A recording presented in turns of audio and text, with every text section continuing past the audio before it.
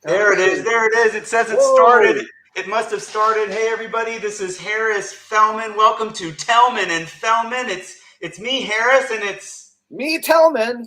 And we are here with one of the living legends of marketing. Marlon, I'm broadcasting live from AOL, folks. Prodigy. He's at AOL offices. I'm sorry, Tellman. I interrupted you. Go ahead. I know that's probably very unusual for you. You know who I've been talking to a lot lately, Marlon, is Jonathan Mizell. We've been working on a project together, and your name keeps coming up. So I'm really, really happy to have you here. You know who else his name keeps coming up with? I hear ChatGPT knows a lot about him, Tellman. I have a little experiment I'd like to do. May I, Marlon? Sure, go ahead, dog. Okay, so I decided, you've been in the game like longer than I've been alive, and I maybe close to it. I don't know. We'll find out your real history here in a few minutes, but I did ask ChatGPT to write an over-the-top, eccentric biography for you for this. I want to read it, and at the end, I'd like you to share how accurate you feel it was or wasn't, right? And so this will be really interesting and a good exercise for everyone that's using AI to write copy, right? So, are you ready? Let's hear it.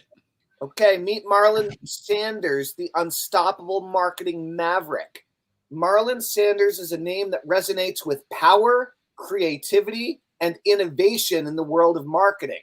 A true maverick. Marlon's journey from a curious young mind to a legendary figure in the marketing industry is nothing short of extraordinary. From the earliest days of his life, it was clear that Marlon was destined for something remarkable. While other children were busy with toys and games, Marlon was already mastering the art of persuasion. His first venture into the world of sales came at an age when most kids were still learning to tie their shoes. Instead of the typical lemonade stand, Marlon created a full-fledged marketing campaign that drew crowds from blocks away.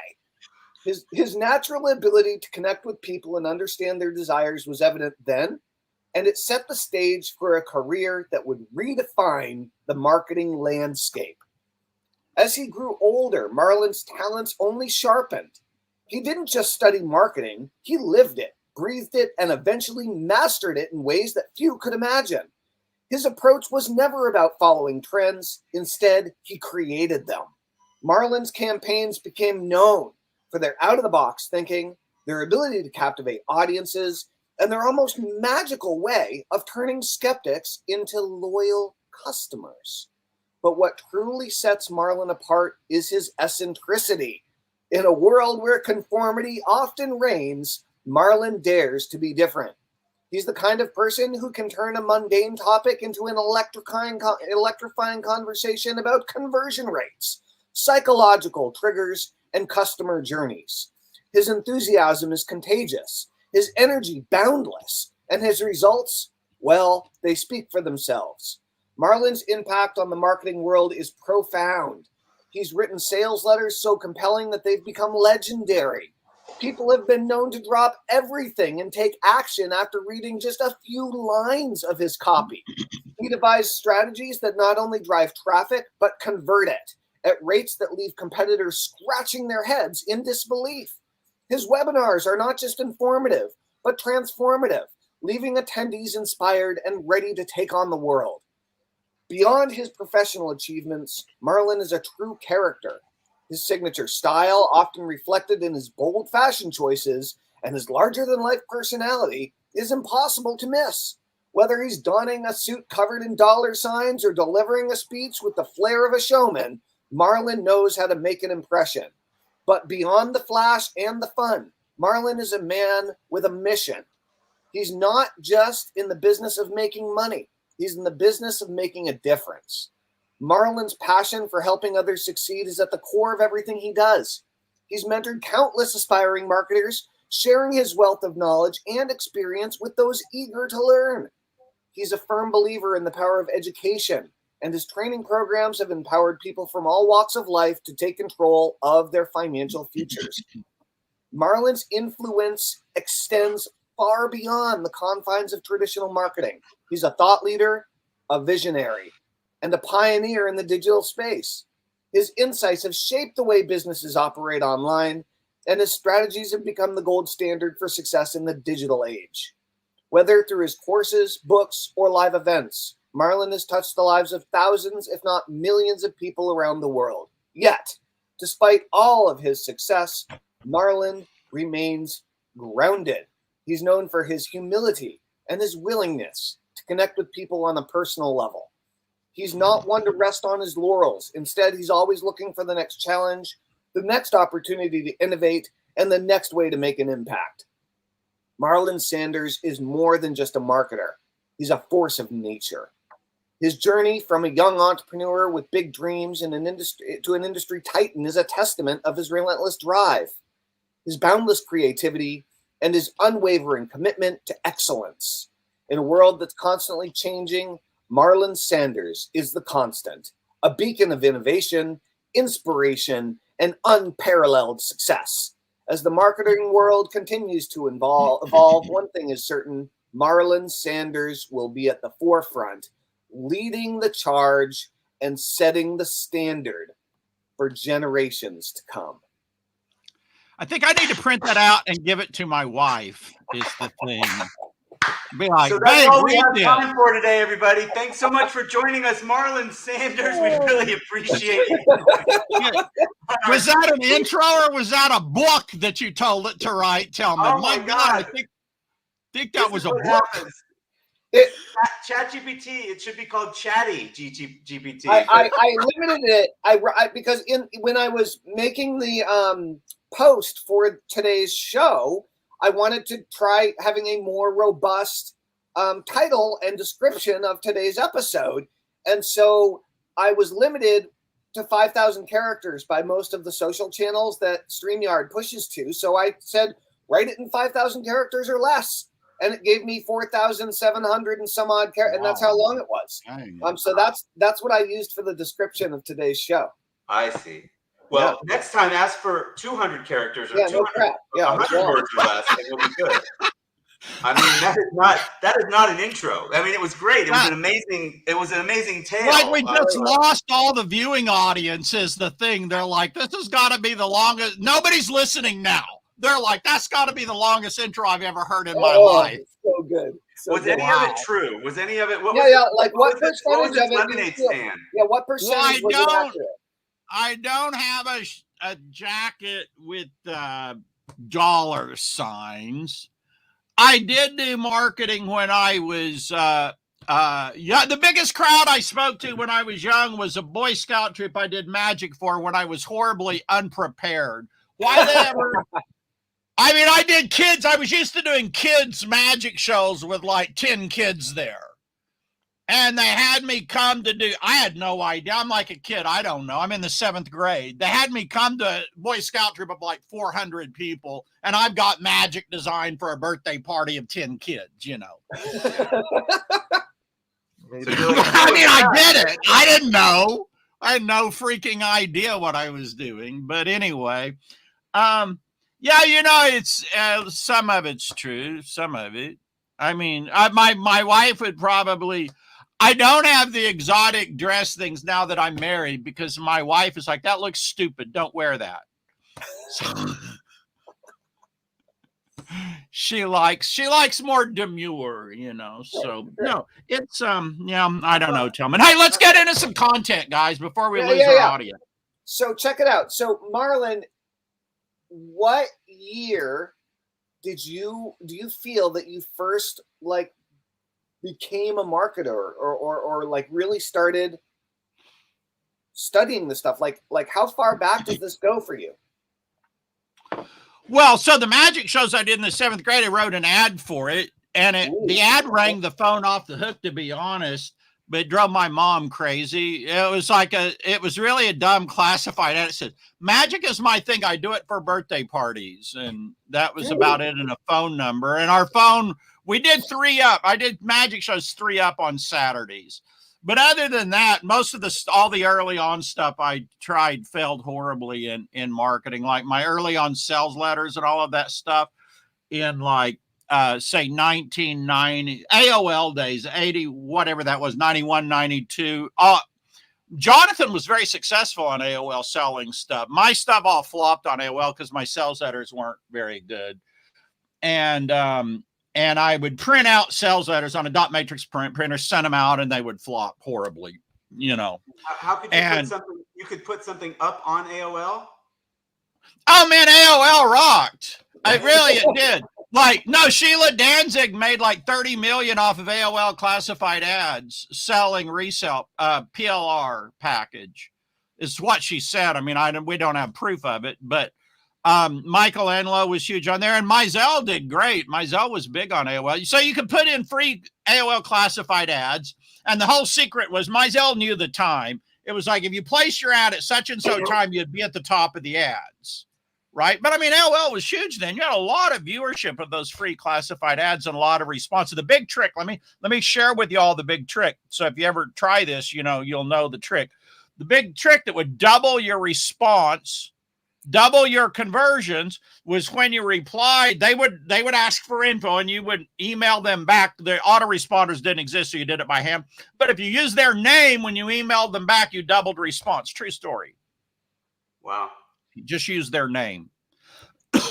And, but my serious success I had the first success I had writing a sales letter. I had a retail store that I was manager of, and the guy sold me for $1 so he could take the loss. And I had no clue he was losing money or hardly what that meant. So I had this retail store on Mockingbird Lane in Dallas, Texas, selling success sells and motivation books and tapes, And but I had a friend and he did NLP.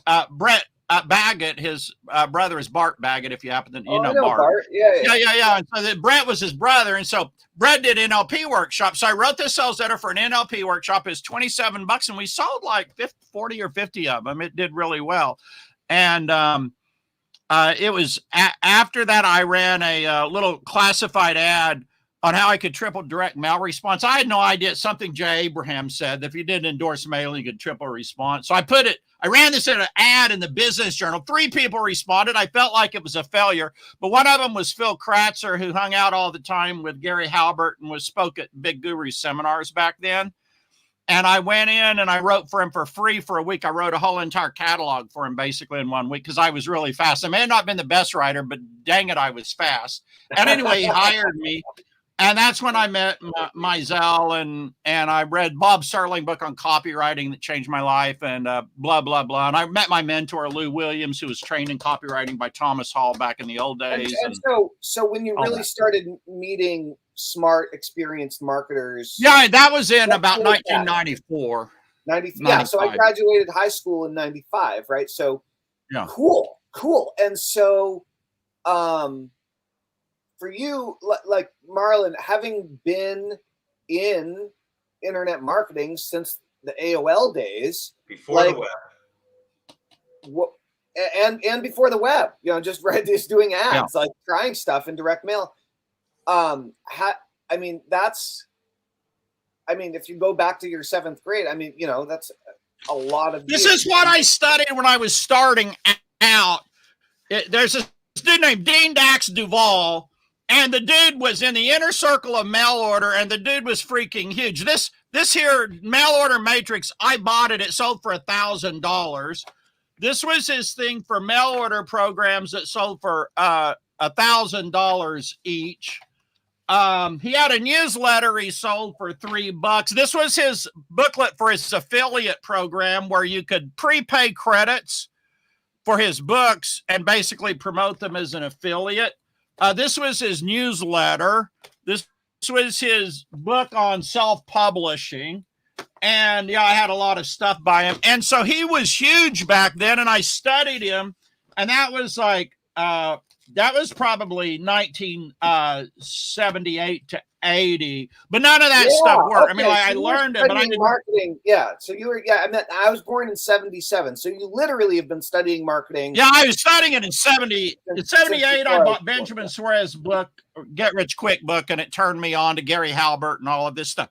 But I was horrible. I was just terrible at writing copy and doing it all until I don't know. I just kept trying, and somehow I learned. There was nothing to learn from. Like, you had a Dan Kennedy book, and tested advertising methods, and Claude Hopkins. That was about it. Right. You just learned by trial and error. But isn't that what? But I was when I was a writer then for National Response Corporation. That's when I met Jonathan Mizell, and I helped them sell his product. I got Phil to sell John's product. And then he got a call for somebody wanting to do seminars. And he's like, "Hey, Sanders, you want to go speak at a gig? They're paying us $1,000. I'm like, "Yes, I'll be there." We did 120 seminars after that, as you know. So yeah, so so then you were in the seminar business. So, I mean, Harris, I have all sorts of questions I want to ask Marlon, but I also like want to pass the baton to you. Like which where do you want to take this? No, I mean, I'm interested to know, I was just going to say, you say it was just trial and error, but then thanks to the internet, that made the trial and error easier because you could do split tests. Like, do you not mess with that? Like, is that something that you took advantage of? Was there a time that you went from, I mean, I know you're saying, okay, you sucked at it. I don't think I'm that great, but stuff seems to convert. I think I'm creative enough, and I tell a little bit of a story, but I don't really go overboard on the story. I'm pretty just straightforward. Like, this is what it is. This is what I got. Do you want it? For the most part. But then I do split. I do think I do split test and stuff like that. And you're just prolific as hell too. I mean, you've got a lot of products out there, and I mean, I think I just launched a new one yesterday. What is it? Freaking awesome. It's actually based on all the old time from stuff from the early 1900s, how they going back to Mesmer, going from Mesmer through Phineas Quimby, through Mary Baker Eddy, through then going up to when they sold Hudson cars in the early 1900s. They all use the same 7 methods. I call it the Magic 7. Ooh, I want to read this. I document it with all of these old articles and stuff about how they sold the Hudson cars. Like right here in San Antonio, there was a Hudson car distributor. It was the premium car of the early 1900s. Like, it was the number 3 selling car, but number 1 and 2 were like Ford and Chevy, and they were cheap cars. The Hudson was like the expensive car. And they had all of these dramatic demonstrations where they would drive it up hills. They would have races with other cars to whip them. They would do all this stuff, which coincidentally, Elon Musk is doing all the same things with his Cybertruck. Right. Every day on X, he publishes videos of dramatic demonstrations, driving through rivers, hauling a Porsche behind it, and then beating a Porsche in a race whilst hauling a Porsche. Hauling he does all the same things that they did back then. So it's a fascinating stuff. So yeah, I do a lot of products. I'm really great at the front end, Harris and Tellman. But what I have area and room for improvement is selling the bigger tickets, because I'm a writer and I don't like the phone sales, But I'll say this, it's crazy. Look at this. These were I was showing you this, but these were $1,000 products he sold through distributors, and he would have this booklet and the distributors could use it. But he sold the crap out of $1,000 products just using direct mail back then, right? And art. He painted all these paintings and did an affiliate program to resell his art, where you would prepay for $1,000 for paintings, and you could resell them for higher profit. This? His name was Dean Dax Duval, and he was huge back then. He ran full page ads in all the BizOp magazines and stuff. He was like the big guy back in the inner circle of mail order days. He was like the number 1 dude. That's awesome. Crazy stuff, man. I'm telling you. Anyway, you were starting to say something, Harris. Well, no. So you got direct response. I don't think I do. I don't know. You're like an ADHD person's dream right now. You're like, oh look, I got this over here. Like I just so happen to have something from 1977 right here. Let me pull that up for you. Right. So I want to try to get something that people can can get from. Yeah, we got a question here we got a question about how can you get started as a beginner? How can he succeed?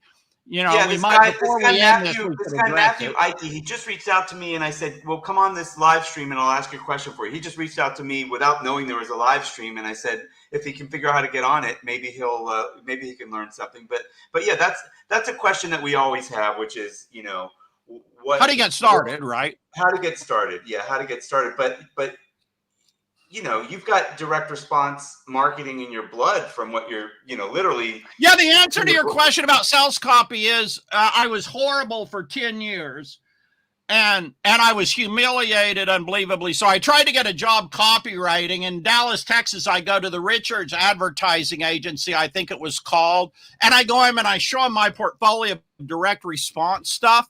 And the ladies, in my interpretation, was rude. Right. And I'm leaving and I'm like, what did you expect? And she points to this fancy giant ad that would be like a David Ogilvy type ad on the wall. And she's like, that. I'm like, oh, okay. Well, I don't do that. Right. I do. Well, I do long copy. Screw you, lady. Right. And so, no, you didn't have training back then. So it was horribly painful to learn to write. Today, it's amazing, Harris and Tellman, how fast people learn today to do phone sales, to write copy, produce products. It's like at the speed of light. Right. It's unbelievable. Yeah. So, yeah. Marlon, I mean, you've seen the rise and fall of, I believe you've seen, I assume, tell me if I'm wrong, but I think that you've seen the rise and fall of marketing mediums being able to be used successfully over many different decades at this point, whether it's direct mail, whether it's telemarketing, whether it's direct radio ads, whether it's internet marketing, whether it's email, whether it's forums, whether it's, and then obviously list building and email marketing got up to a certain bubble where everybody was just printing money for many years. And then all of a sudden, things started getting more difficult in the last, 5 to 7 years. Things have changed.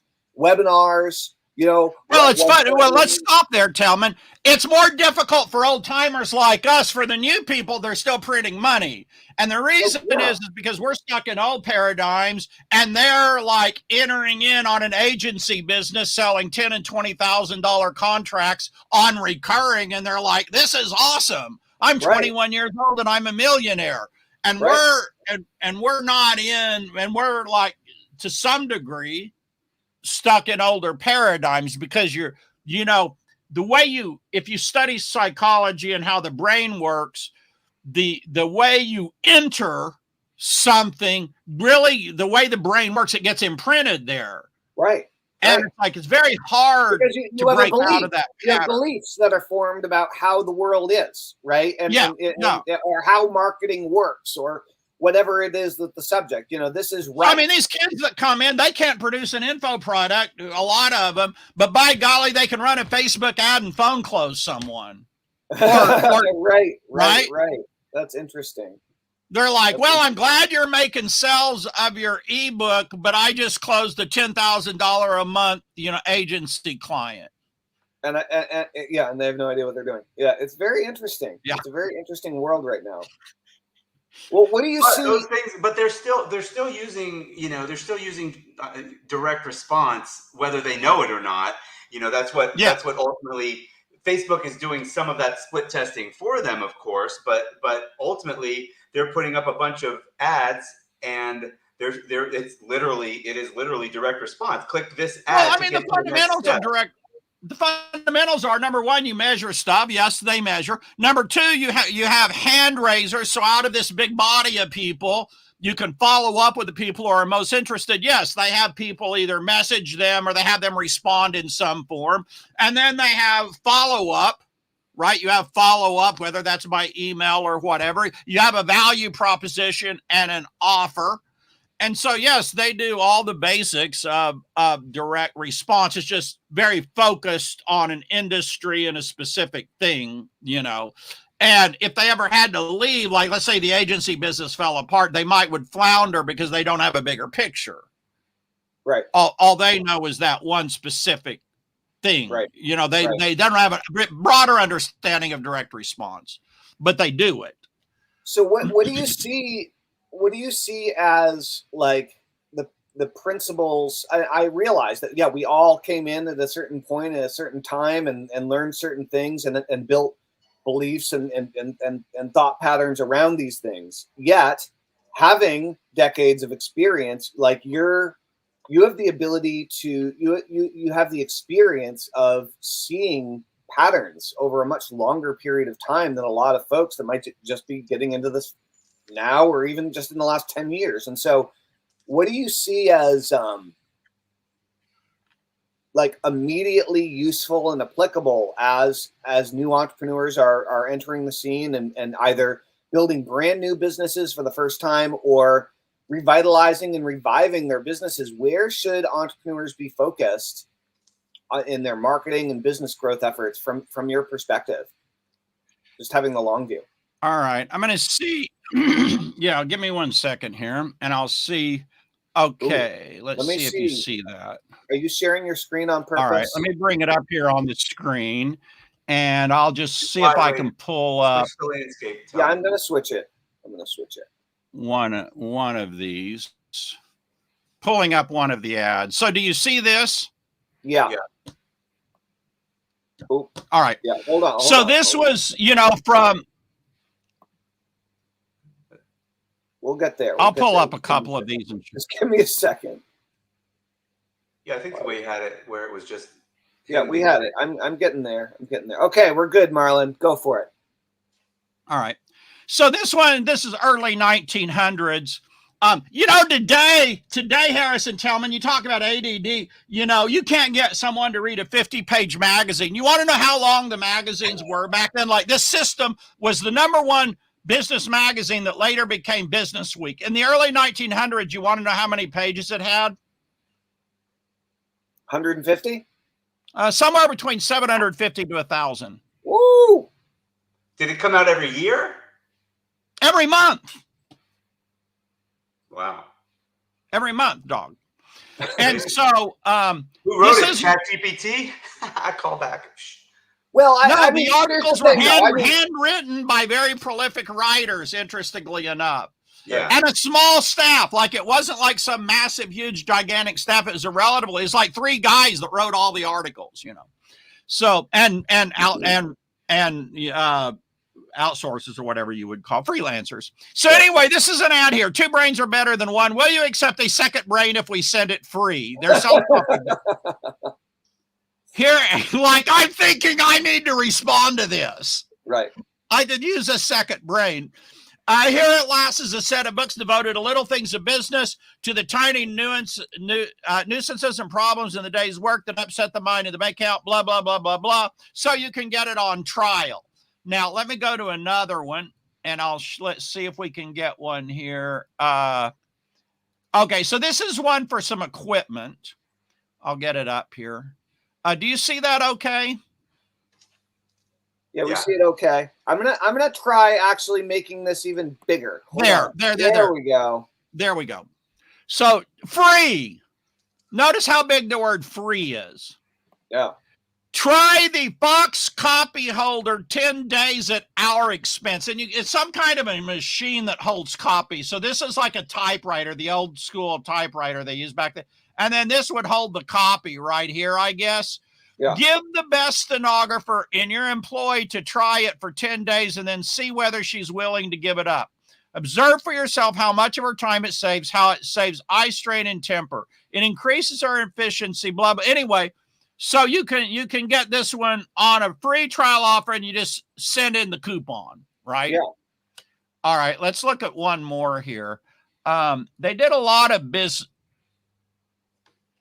Okay, so here's another one. Let's see if I can make it full size here. Hold on. If I can bring it up.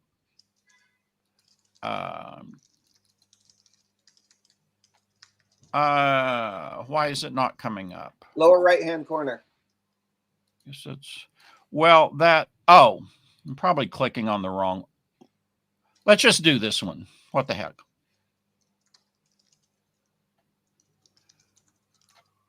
Marlon,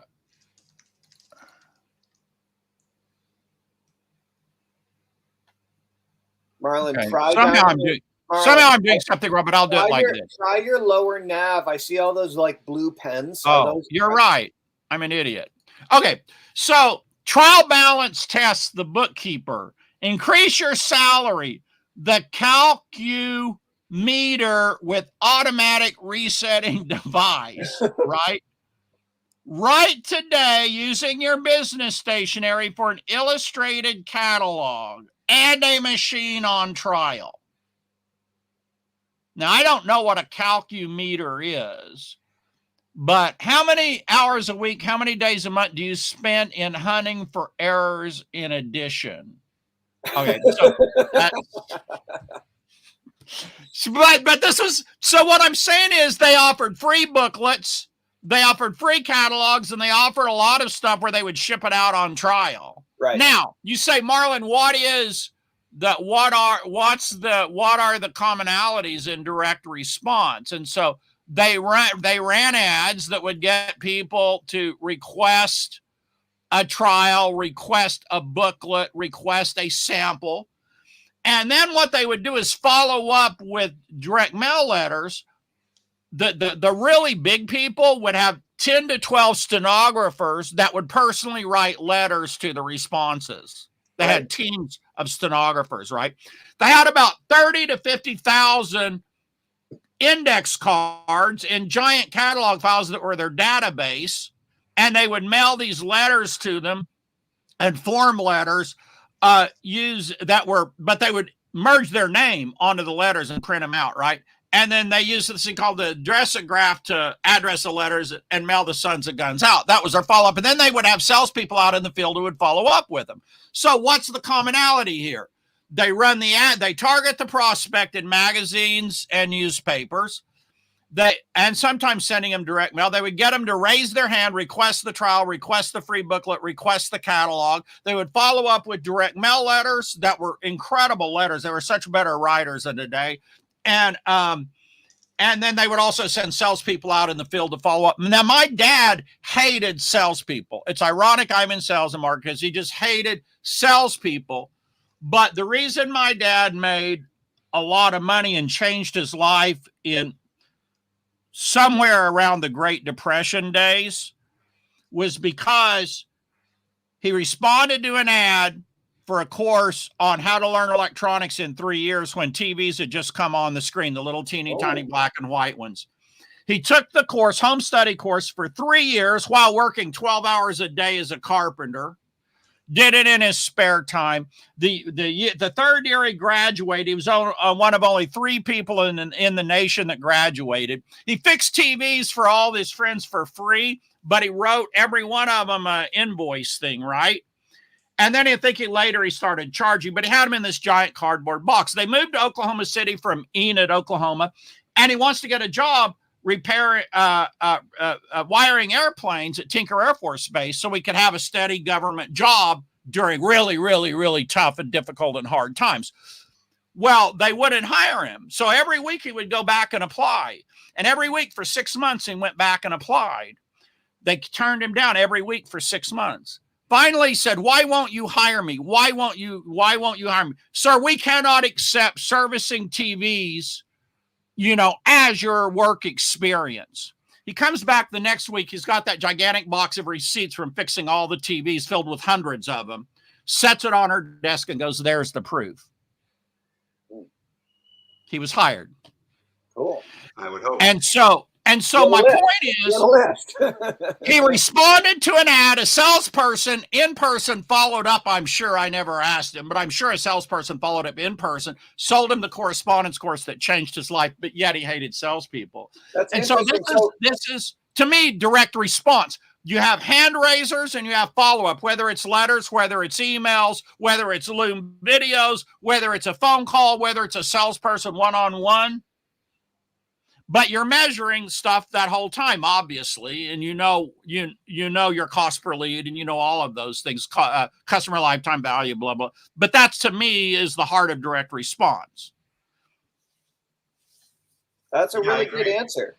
Yeah. I mean, so let's go. Why don't we go back to a couple things? So we always like to ask, and you've covered this a lot. Like, what are some of the tenets, some of the stuff that you've taken with you all these years? We've kind of covered that, but what do you think? And I guess you've talked a little bit about what is different, like seeing the 20 somethings and 30 somethings right now. Their business model is a little different than ours, but that doesn't. What would you do if you were somebody entering today, or what would you say to somebody entering today? Like this message that we got from Matthew, like, and we're going to get that anytime we open up the floor to say, give us questions. The number one question we're always going to get is, what should I do to get started? Well, Tellman just rolled his eyes. Well, if you want to ask me, I mean, step one is build a list. So I'm actually going to give away a copy of my first list to anyone that asks a question on today's live stream. So I created the original edition, the 2004. Oh, that's awesome. That's awesome. That is such a great product.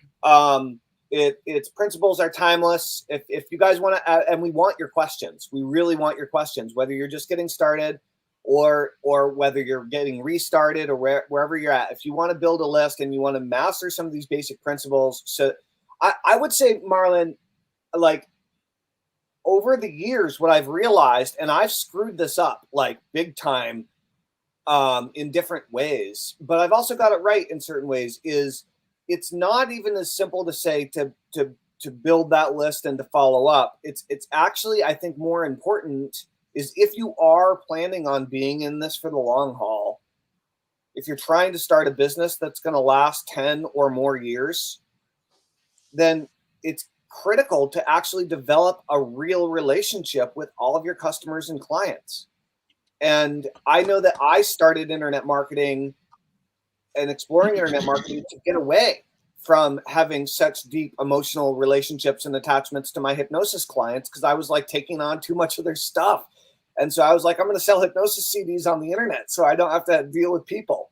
And what I've realized over the years is that, like, that's the only important thing, is actually having relationships and connections with people in the long term. And the better you are at that, the easier everything becomes with every progressive year. And the more you neglect that, the more difficult things get.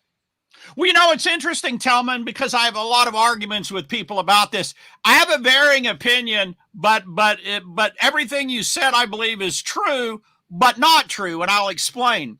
So the whole idea of having relationships with people did not come along until email. And the reason is because if we go to the standard rates and data book, giant book of mailing lists that are available, thousands and thousands and thousands of mailing lists still available, right? These the letters are sent to these people, and because you're paying per page, and for first class you can only send not a lot, you don't have the same kind of relationship developed. And so but you have this continuity, and you have this friendliness, and you have the targeting of common problems. All of those things you have, but the whole idea of the relationship, which works, there's no doubt. It's not that it doesn't work, but it's like, I believe it's an add-on.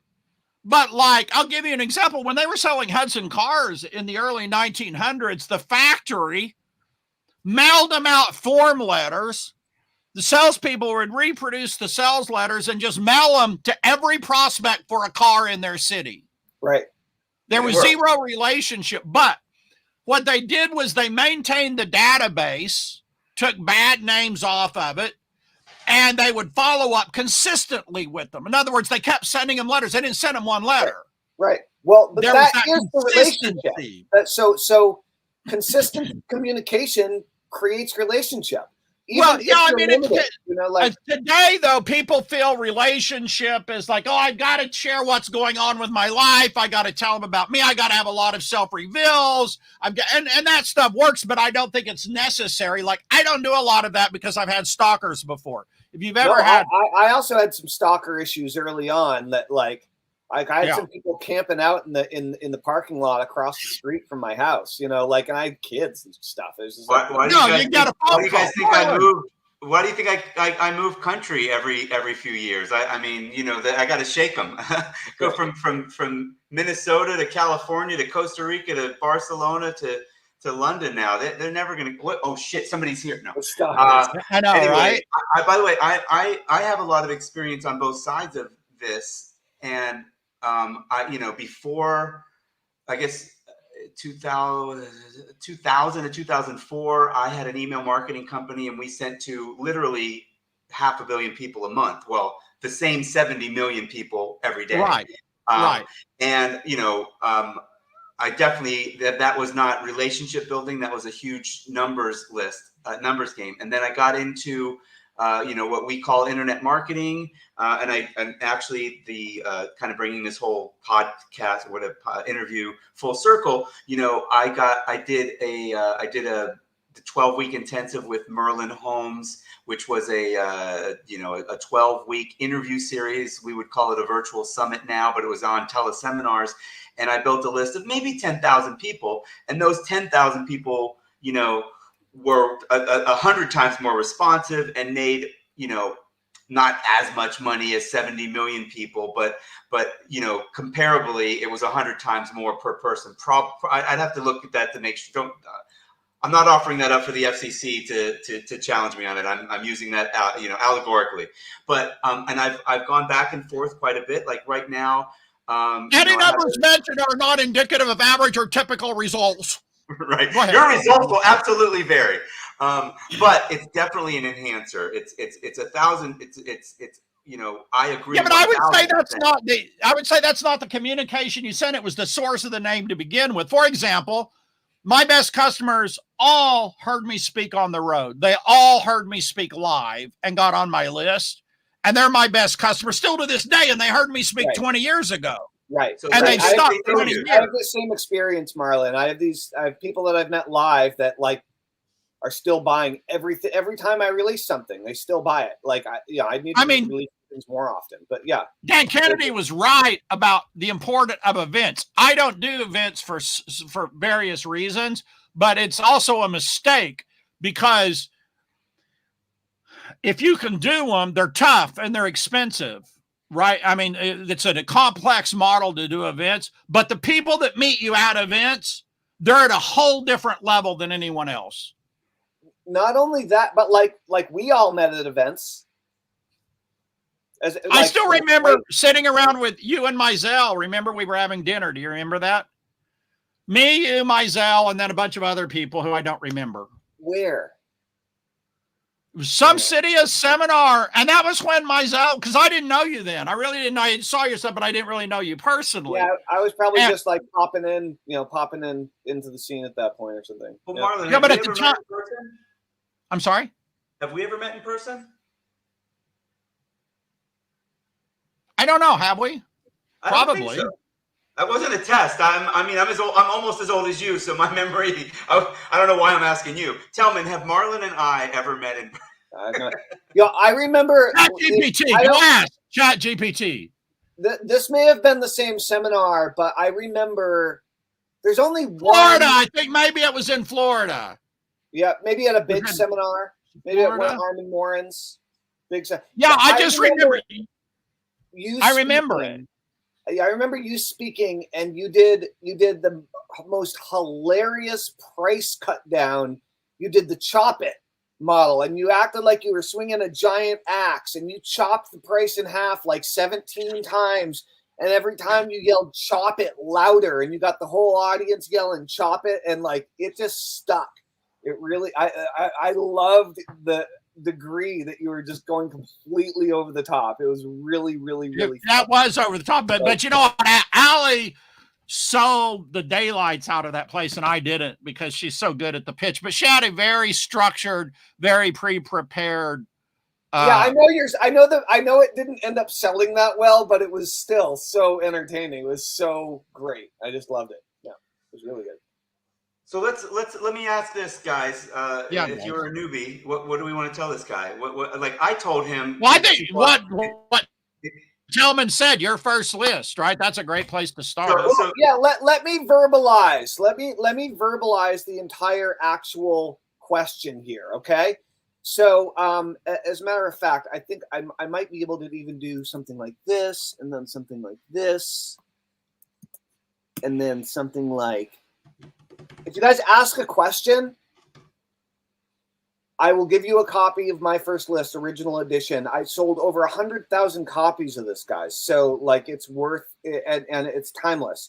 So, this is actually from not me with a mask on, but it's from Matthew Aichi, perhaps. Hi, Harris. I'm in the U.S. and in the healthcare profession as a newbie into the world of marketing.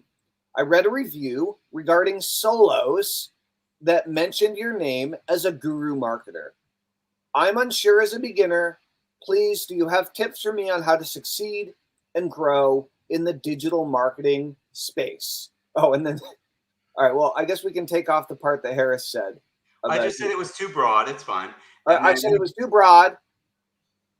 He said, and I guess my question is, what are some of the best ways, surefire proof ways to make millions in the marketing or digital marketing space? Sorry, in his defense, I said there's a million ways to make millions. I didn't just say too broad. There's a million ways to make millions. He wasn't. He didn't just jump back with cool. Question. Yeah.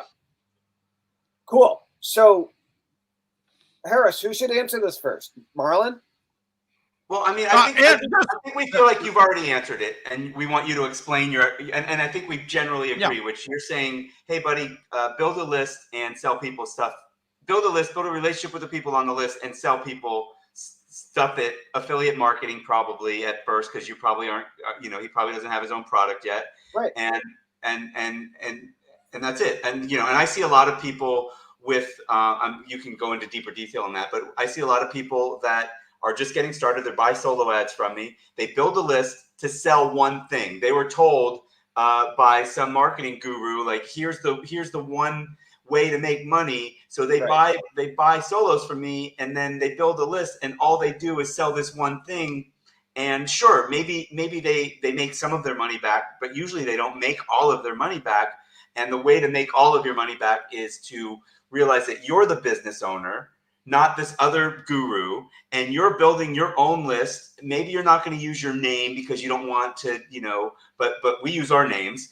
So whatever, Matthew Ike, marketing, Matthew's marketing with Matthew.com or something like that. And you can be honest with them and say that you're learning and you're going to present to them, offers that you feel are good at teaching how to make money online, and you're gonna apply that. There's a lot of different angles to go and ways to build a list. Tellman and I have a really big way to build a list that is super effective that we teach. But then there's also just, at the end of the day, set up a squeeze page, send some traffic to it. Technically you're right, Harris, but I don't entirely agree with your perspective on this, I guess. Great, that's fine. And the reason is because the number one obstacle that I see that generally holds back new entrepreneurs or entrepreneurs who are trying to become entrepreneurs from actually succeeding and even going part-time and making, a few $1,000s a month or whatever, is this issue of imposter syndrome, and that people don't believe in themselves. Right. And if you're just trying to learn marketing and just trying to learn how to make money on the internet, and you don't know what you're doing, that you don't know what you're doing. And if you're trying to convince anyone online, like, no one else is going to believe you anyway, because you're full of crap. So my recommendation is that you only go into a market where you're really interested and ideally have like some experience, knowledge, and like you've been doing it for 10 or 20 years, and now you're building it into a business where you don't have to be an expert, but like I would suggest that there has to be demonstrated long-term commitment to the market that you're going into and the list that you're building a list around, or it's not going to last, because you're just not going to give it the energy that it needs to succeed, because you don't actually care. I'll tell you an example of that real quick, Tellman. I'll make it real quick because I interrupted you. But no, there was this guy on X, started out Twitter, then X. And he started out and he had 50 followers. And he started selling coaching on get your first 50 followers and getting people to opt in for something on it. And it worked because people with 0 followers wanted 50, and the guy that's got 30,000 followers, they can't identify with him. So then when he had 100, he's like, get your first 100 followers, coaching. Then he had 250, then he had 500. But now listen to this. And he grew very successful people, helping them get followers. But it's just what you just said. He gets the 20,000 followers, or 15 or 20,000. You know what he did?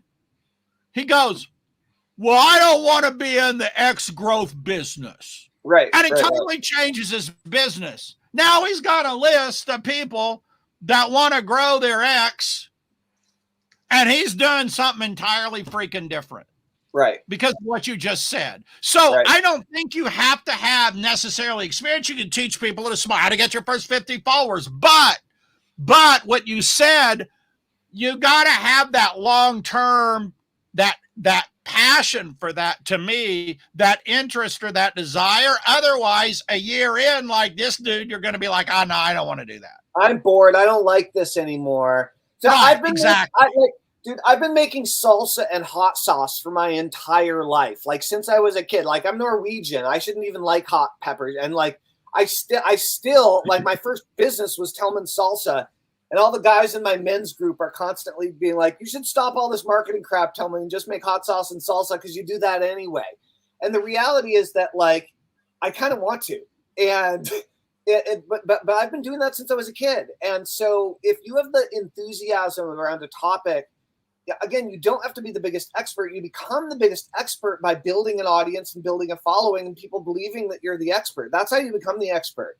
But you can have experience and commitment to a market, to a group, to a tribe, to a topic, to a particular type of product. Coffee. It could be a commitment to coffee whatever. But like, you need to have that brimming internal enthusiasm or you're toast. You won't succeed no matter how hard you try, because it will be short-lived. Well, it's like all three of us. Go ahead, Harris. No, Marlon, we're here for you. No, all three of us could do products on bald heads. Okay, right. The power of having bald head. All of us could do that. However, I don't think any of the three of us have a passion for it and would stick with the business. Hey, I'm funny bald guy. I'm funny bald guy on Instagram. So don't. You never know. I do want to say something about the idea of you having did I have a passion for internet marketing when I did 12-week intensive? I probably did. Like I'd already had some business experience with email marketing. I had some success with like an MLM Liberty League that I was in. Like I broke even. That's a success in an MLM, guys. I didn't lose. I got my money back. I think. Sorta.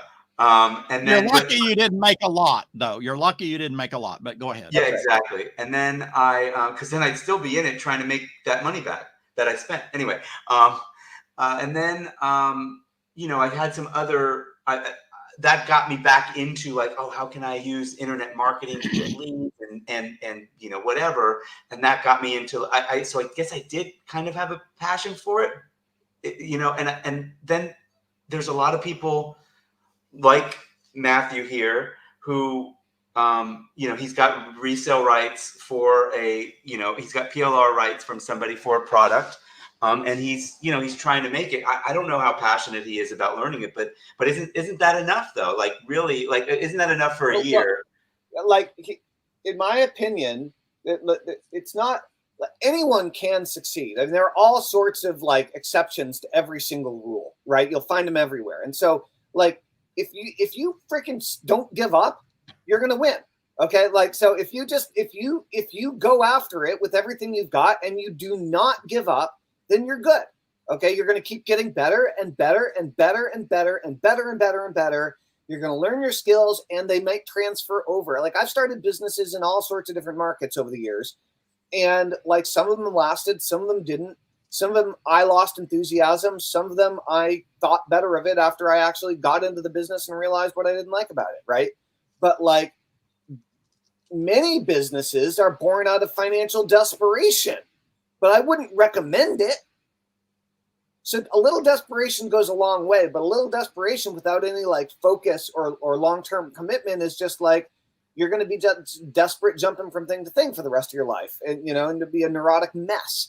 And so, okay. Like, so let's just say this though. I get that point. I think we need to beat a dead horse. I get it. They need to be in a business that they want to commit to and not drop out after a year. That's kind of a given. Like if you drop out after a year, you ain't going to get very far in business because you had a year longevity. But let's say they're like, okay, I want to make a go of this. Tellman, Harris, I want to do it. I'm telling you right now, dog. I'm strong. I want to do this. I want to do, but what do I do? Yeah. What do you tell them? Step 1, step 2, step 3 to do? Well, I mean, the surefire answer is do a virtual summit in your market with 12 of the biggest speakers who will promote that you can get to say yes. Like, I mean, I'm going to be the newbie, but Tellman, I don't know no one to be no virtual summit. Good. So if you're going to give up that easily, then take a hike. I'm not going to give up, but tell me how I can. Yeah. So step 1 is remember how we said you want to go into a market where you've been working on something for a long time. You have a long-standing passion and interest. I have been. I'm just a newbie, though. I don't. They don't know me. I know them. Well, who's being the newbie? You or Marlon? Both of us. We're the same guy. What's a topic? What's an area of interest? What's a hobby that you've had since you were a kid? I don't know how to answer. Oh, I know a common one between you two. Well, maybe you're magic. Both magicians. You're both magicians. How about magic as the example? Okay. All right. So okay. Marlon and I are like, good luck. Okay. Well, so step 1 is, have you do you know any magicians? Well, now of course. Yeah. I know great. Harris. Right. So step 1 is, if you really know no one, you get on everybody's email list that's a magician who has an email list, and you follow everybody who's a magician on social media, so you really get to know the magicians. If you don't know the magicians, that's step 1, right? Step 2 is buy as much of their stuff as you can, right? Like literally is buy as much as buy their books, buy their training, buy their courses, go to their shows, buy their cheese. I mean, whatever they're selling, is you get to know them. You get to know them over time. And then you invite them as one of the leading industry experts to the virtual summit that you're going to launch, where you're going to interview them all. You're going to do a virtual interview series. I think you can shortcut that. Hold that thought. I think you can shortcut that. Great, shortcut it. Tellman, listen. I am putting on a virtual event for magicians, and listen to who else I'm inviting to this thing. Yes. But I'm even inviting David Copperfield. So listen, right. I just need to know, would you commit to being on our virtual summit if we can bring the fire, dog? That's right. That does it. That's the magic RSVP letter. I fully agree with you, Marlon. But well said. Right. Is basically you put together a virtual summit, and you invite everybody, and you let everybody know who you're inviting. Another really good piece to the puzzle on this is to list at least 50 of the biggest names, but only accept the first 12 that respond. Yeah, and usually hundreds. Everybody says the top 100 list, but even 50 is enough. I think I probably only ended up listing 50, 55. This is when I didn't know anybody in internet marketing. Right. I just had the balls to reach out to people, and people responded. And Okay, say how you were reaching out to me. What did you say to me? So I'm a big dog, and you were reaching out. If I did reach out to you, it would have been that I'm surprised I didn't. I would think you were probably on the list, and maybe you didn't answer. I'm going to go look in my email now. But basically, the email outreach that I sent was really short. I wish I had it in front of me. It was 1 or 2 sentences. It was something like, I'm putting together a project where I'm interviewing the top marketers. Would you be interested? I mean, it was really, it was really short. And then if I got it wasn't enough for them to say yes or no to, they would respond, well, what is it? And then I would say, well, I'm interviewing, and it depends on when you responded to me. So it might say, hey, I've already got Yannick Silver and J. Conrad Levinson on board. I'm looking for 10 more people. And what we're going to do is every week we're going to interview them on a teleseminar. This was back in the teleseminar, but now we're going to interview you on a webinar, and then we're going to sell your, sell whatever you'd like us to sell at the end of the webinar, and I would take an affiliate commission. How's that sound, Marlon? Great, let's do it. Rock it. That's right. So the 3 requirements are that you have to have you have to have something to sell that I can make a commission on, that you're willing to show up on the interview and give some good content. And then the other is that we're going to promote the virtual summit at the beginning of the virtual summit. I think you got to tell people that you got to let people know you're not wasting their time, Tellman.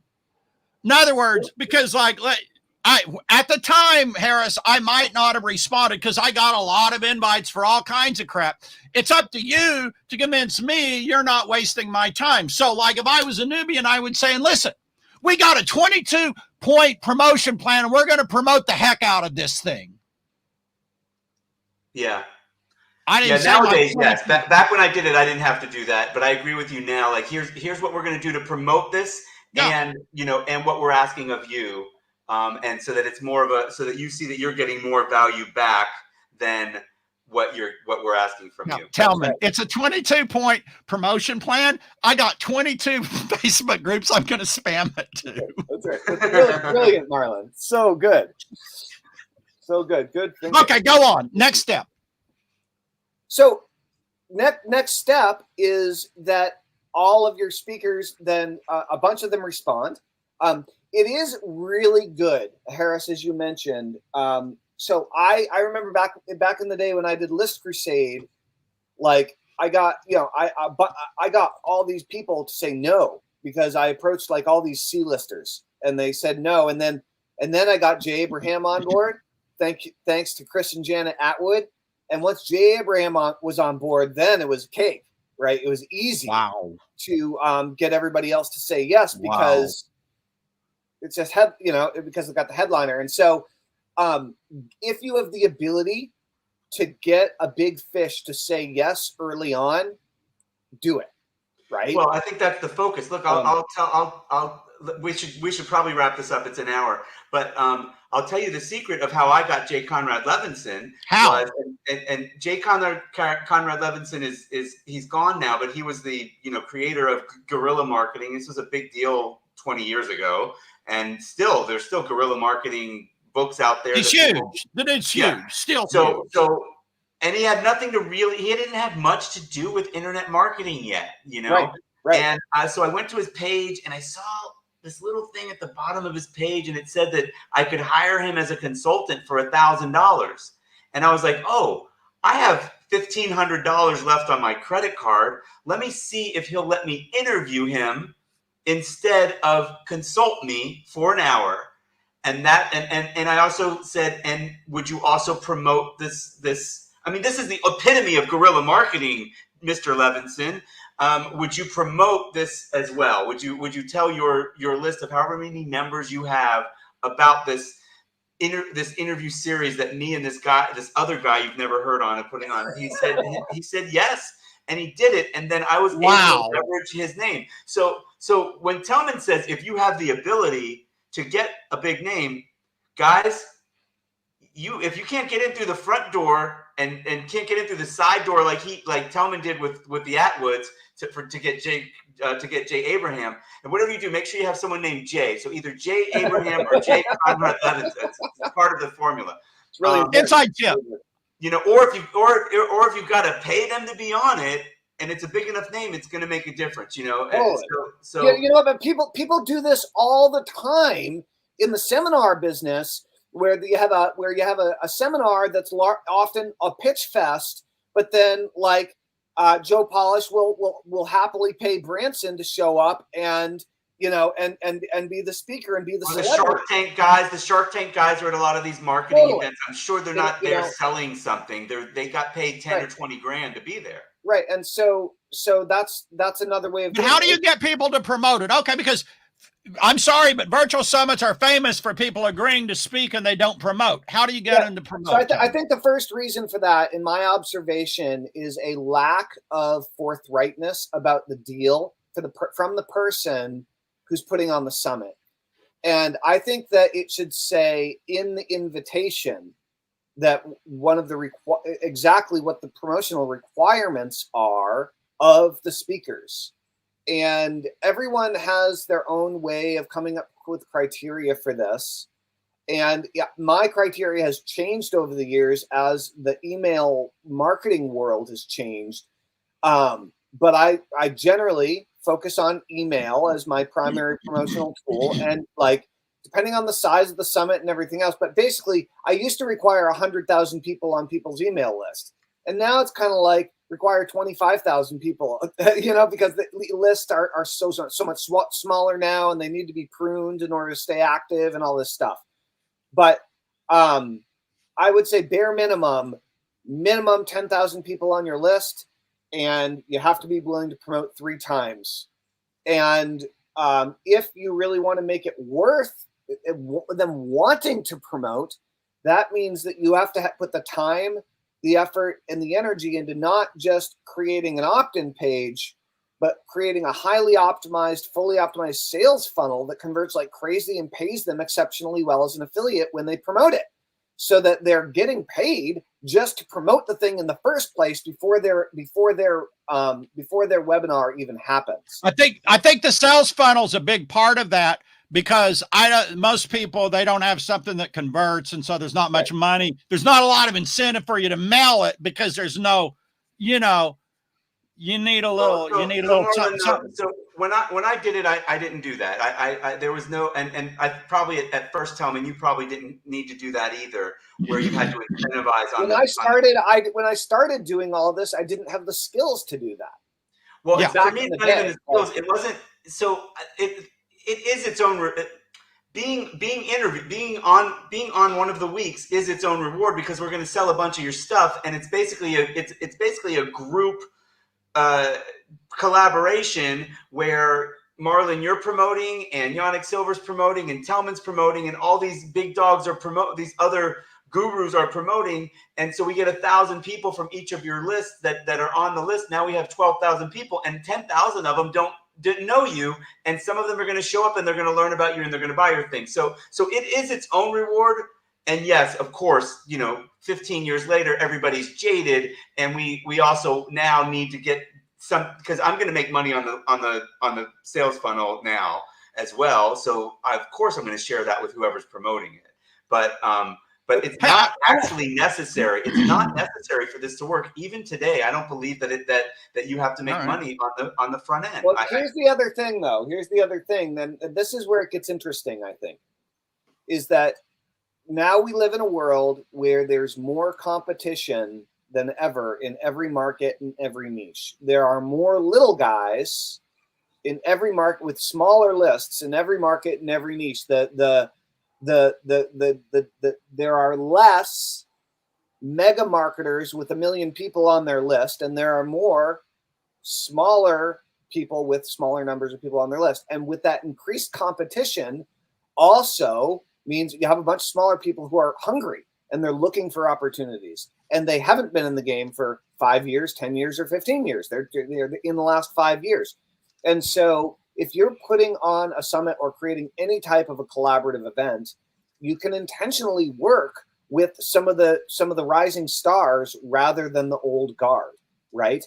And that gives you the opportunity to not have as sophisticated a funnel because all those people aren't getting as many invitations, right? Well, that's what I was going to bring up is exactly what you said, Tellman. When we started out, it was me, Declan Dunn, and Jonathan Mizell. Nobody really knew us that much. But the thing, and we also brought in a few other people, Teresita Debrio, a few other people that we met along the way. But we would do products together, promote each other, right? And that was just 3 of us. Like, let's say you start out, you can't get any big name, anybody with a big list. You just go out to a bunch of people at your level or a level above you, right? Right. But here's the thing. If all of you then pull your power together, you got 10 hungry dogs that are going to promote this. Then you can go to a bigger guy and go, listen, I got 10 hungry dogs going to promote the heck out of this thing. Right. We want you there. Right.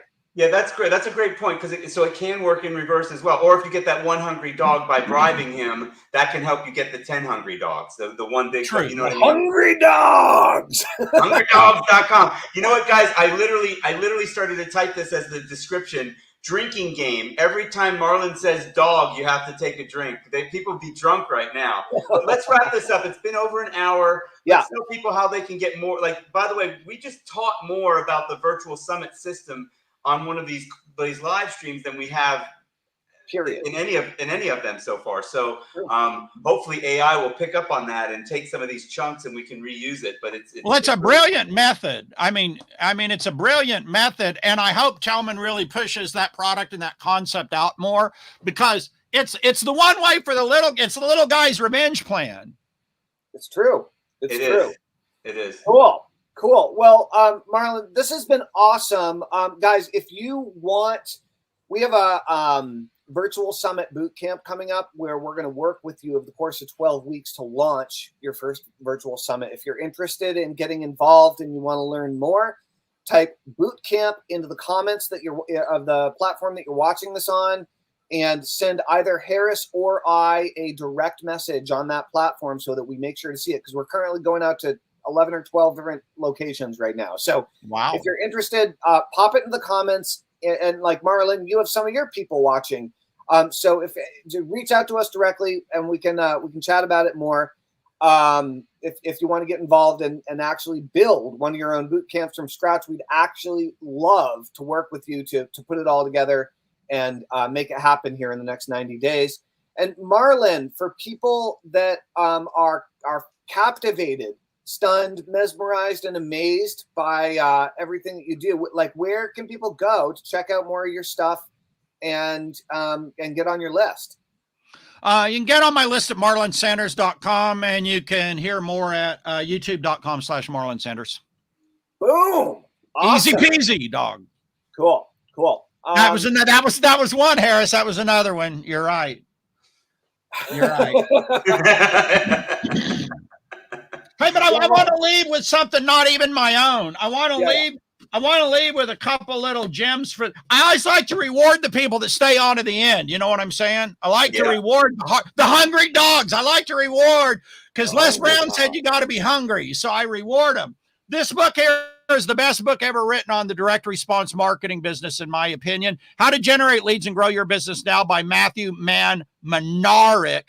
Now, this is about lead generation. It is by the guy who was the #1 marketer generating leads in a huge contest for IBM.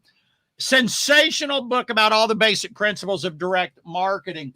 Those of you who love to write, this is a groundbreaking book by a guy who got 100 million views on his articles. Nicholas Cole, The Art and Business of Online Writing. He's going to show you how he got 100 million views just by writing articles and sometimes got paid for them. And then for those of you who are speakers and like to speak, it's a book nobody ever heard of, The A to Z Sales Presentation Method by Christian, Pippionnen. And he calls it the Blender Talk. He was breakfast and dinner talks.